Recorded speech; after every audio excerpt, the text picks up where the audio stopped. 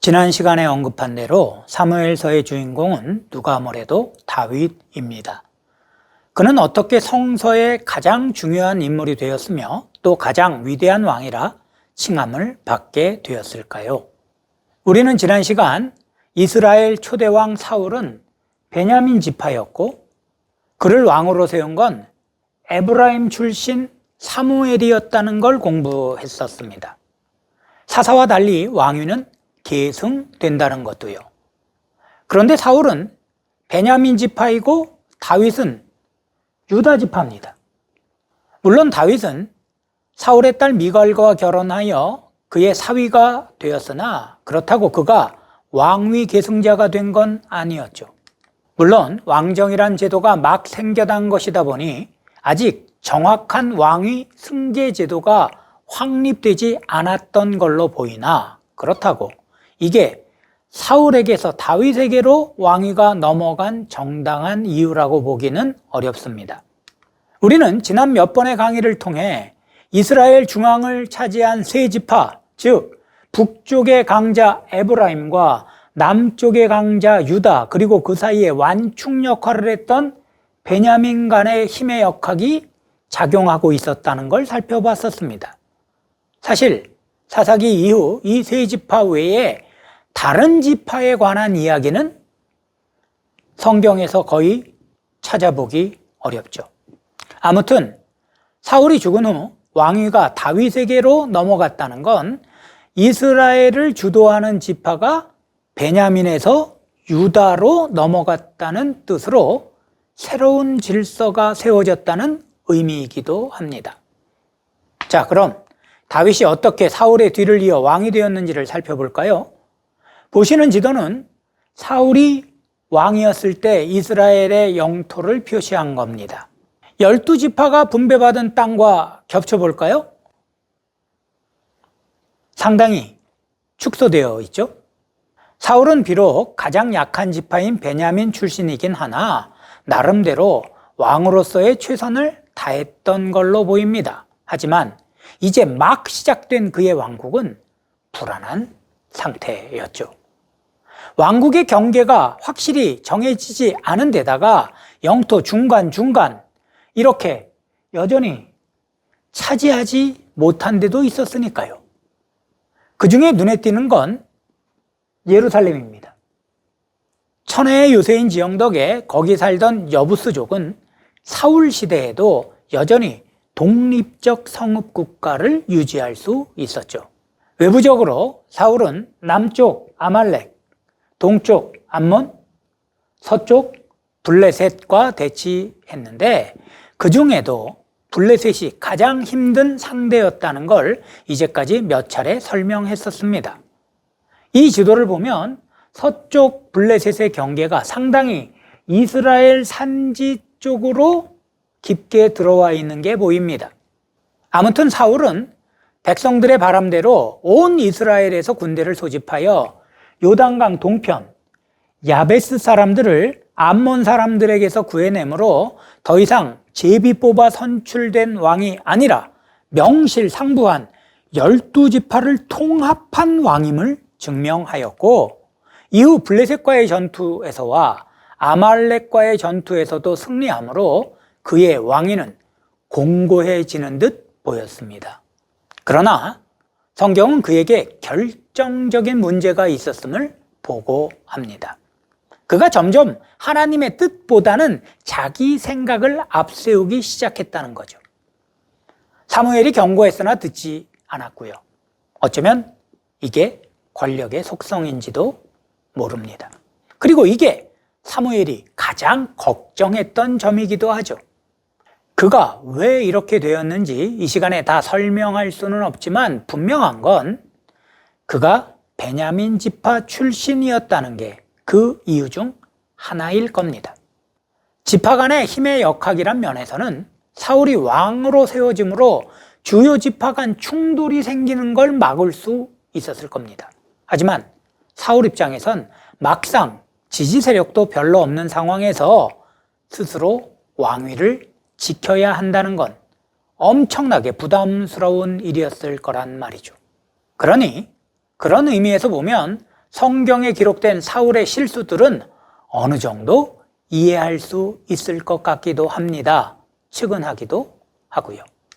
사울의 실수란 전투를 앞두고 사무엘이 약속된 시간에 오지 않자 자기 스스로 제사를 드린 일과 아말렉 전투에서 승리한 후 그들을 멸절하지 않고 왕을 포로로 잡아오고 살찐 양과 소를 제사용으로 쓰겠다며 자기 궁전으로 끌고 온 일입니다. 이는 아마도 자기의 능력이 이 정도라는 걸 다른 지파들에게 보여줄 일종의 퍼포먼스가 필요했기 때문이었겠죠. 하지만 이런 그의 인간적인 계산은 결국 그가 하나님께 버림받는 결과로 이어지고 말았습니다. 사무엘은 하나님의 지시로 곧바로 사울의 후임자를 찾아 나서게 되었는데 그가 바로 다윗입니다. 그런데 다윗은 유다 지파죠. 남부 최강 지파란 말입니다. 사실 사울이 남쪽에 아말렉을 친 이유 역시 아말렉과 경계를 접하고 있던 유다 지파의 환심을 사기 위한 일이었을 겁니다. 아무튼 이런 유다 지파에서 왕이 세워지는 건 분명히 큰 갈등의 소지가 있는 일이었죠. 특히 에브라임 지파에서 적잖이 반발할 게 분명합니다. 이런 반발을 물리치는 길은 다윗 스스로 자기 능력을 보여주는 수밖에 없었을 때죠. 골리앗과의 전투에서 일약 이스라엘의 스타로 등장한 다윗은 사울의 군대 장관이 되어 전투마다 승리하는 백전백승의 명장으로 이름을 날림으로 자기 능력을 보여주었습니다. 하지만 한편으로 이는 사울이 그를 정적으로 인식하는 계기가 되었고 이후 사울은 다윗을 제거하기 위해 집요하게 그를 추적했으나 끝내 실패합니다. 이건 다윗이 사울을 피해 다닌 경로를 보여주는 지도로 표시된 곳을 보면 에브라임과 유다의 경계 지역과 유다 광야 그리고 블레셋 지역까지를 오간 걸 알 수 있습니다. 성경은 다윗의 피신처에서 일어난 일들을 기록하고 있는데 성경이 전하는 정보에 의하면 다윗의 피신이 오히려 민심을 얻는데 도움이 된 걸로 보입니다. 한때 그는 이제까지 원수로 지냈던 블레셋 족속 중 한 부족인 가드 왕에게 자신을 의탁하여 네게부의 시글락을 다스리는 권한을 1년 반 동안 위임받기도 하였죠.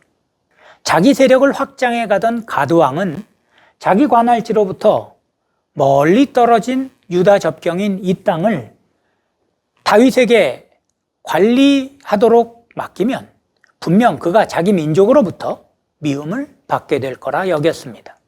그러나 다윗은 오히려 가드에서 38km나 떨어져 있는 걸 이용하여 가드 왕에겐 이스라엘을 쳤다고 보고하면서 오히려 유다 지파를 위협하는 이민족 세력을 제거함으로 자기 지파 유다의 절대적인 지지를 받는 계기가 되게 만들었죠.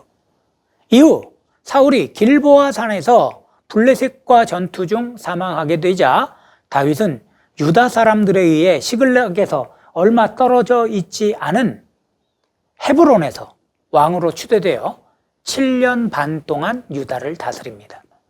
하지만 북쪽 지파는 사울 이후 5년 반 동안이나 마땅한 지도자를 세우지 못했습니다.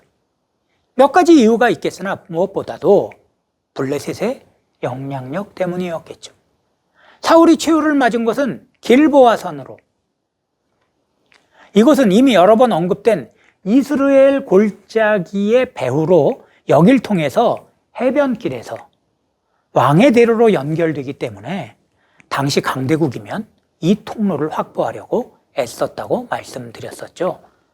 한편 이스라엘이 여길 확보하지 못하면 북부 이스라엘은 단절되고 맙니다. 아마도 사울 이후 왕을 세우지 못한 이유는 이런 일과 관련이 있을 겁니다. 이후 사울의 군대 장관 아브넬이 실권을 쥔 상태에서 왕으로 옹립된 사울의 아들 이스보셋은 북부와 동부 지파의 지시로 한때 마하나임의 도읍하기도 하였으나 2년 만에 내부 분열로 무너지게 되자 이들은 자청하여 다윗에게 자기들의 왕도 되어주기를 청하였고, 이에 다윗은 드디어 단에서부터 브엘세바까지 온 이스라엘의 왕으로 세워졌습니다. 북부의 지파들에겐 이미 북부 산지 깊숙이 침투한 블레셋 세력을 막아낼 힘이 없었기 때문입니다. 여기에 다윗은 그야말로 신의 한 수를 더합니다.